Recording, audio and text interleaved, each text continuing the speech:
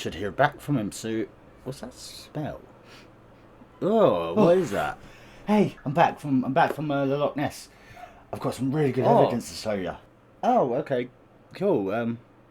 Yeah, let's see. Here you go. That's a turd. That is a fossilised turd, and it stinks. Ugh. Oh, done! You found someone's turd.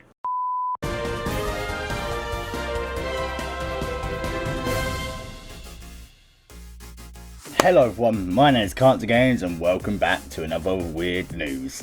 Today it's all about the cryptology stuff, you know, Bigfoot and all that. Today we're going a little bit closer to home. We're going to go look at Nessie, or as people also call the Loch Ness Monster. I really hope you enjoy it and you keep a like on this video to support the channel. Leave a comment with your thoughts and subscribe if you're new here. Anyways, without further ado, let's just get into this weird news, shall we?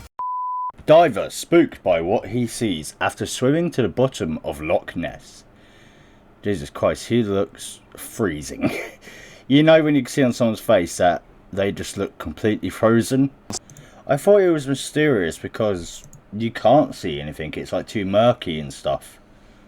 That's why I thought like people can't find anything, or it's like there's secret caverns and stuff like that. So just going down there in like an all scuba diving gear, and, you know, I don't think you're going to see much. Oh yeah. Oh, okay, so it isn't clean then. So what you might get from the water is hypothermia, hepatitis B, and every 80s STD. So you weren't spooked by anything. A lot of creatures, like sea creatures that we don't even know about yet, do live really far in like the oceans, really deep, where we can't go because it's too much pressure and stuff. So yeah, you never know what could be there, but it sort of looks like it was a sinkhole of some sort, like Lake Loch Ness, you know? Like, it looks like a sinkhole happened, but it could be wrong.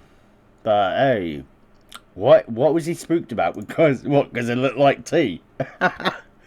Jeremy Wade lived up to his name, wading his way into famous Scottish lake in an episode of documentary series River Monsters. Of course, fair play to him. People have been sat with binoculars and cameras despite desperate to capture a glimpse of the mythical Loch Ness Monster for decades, and nobody has been successful. It's about time someone got right in there and had a proper search for a big elusive bastard.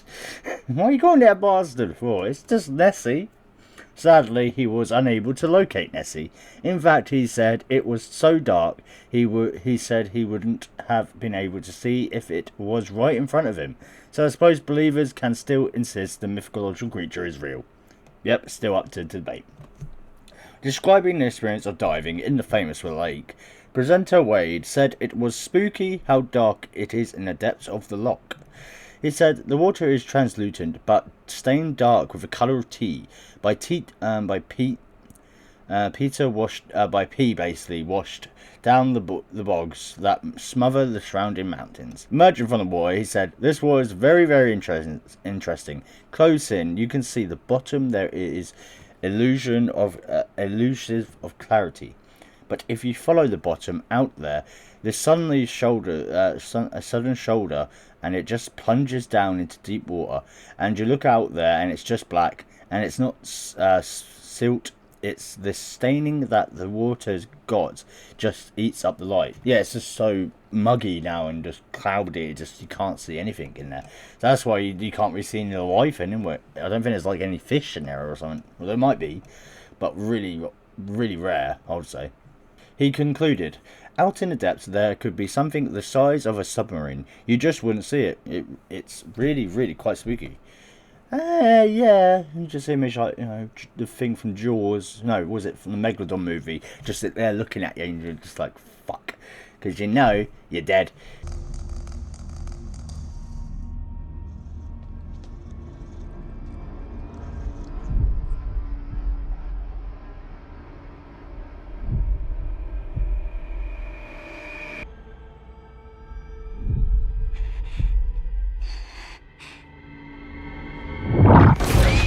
As for my childhood, my likelihood of Nessie actually existing, a university recently concluded that it might just be plausible.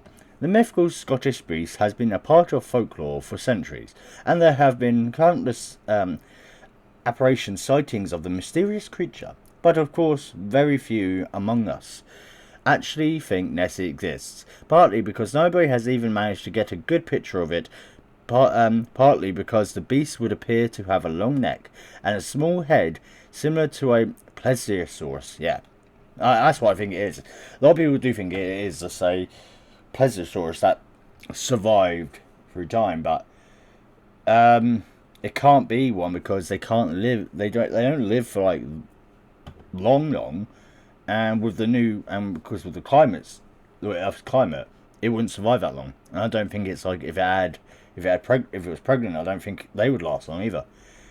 And all the pollution would just kill them off anyways. So if there was one down there, it's not anymore, or it's a cart, or it's a corpse laying on the bottom of the floor, like laying in the darkest parts of the loch. You know, just there. But hey, you never know. Meaning it would be able to survive in Loch Ness because it's a saltwater creature. Yeah, but there's all that pollution. That's what I just said, all the pollution.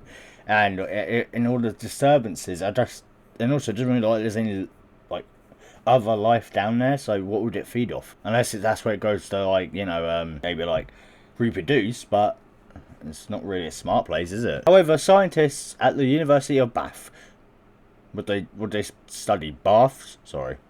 The University of Portsmouth in the UK, and University Hasselden in Morocco have found small plesiosaur fossils in a 100-mile-year-old river system that is now Morocco's Sahara's desert. The fossils include bones and teeth from 3-meter-long adults and an arm bone from a 1.5-meter-long baby. What is that doing in the water? They hint that the creatures routinely lived and fed in fresh water, alongside frogs, crocodiles, turtles, fish, and the huge aquatic dinosaurs, Spinosauruses. Yeah, these fossils suggest that plegosauruses were adapted to tolerate freshwater, possibly even spending their lives there, like today's river dolphins. Sharing the exciting discovery, the University of Bath stated that it makes the existence of the Loch Ness monster plausible, but the uni added the rather significant caveat that the fossils record suggests that after almost 150 million years,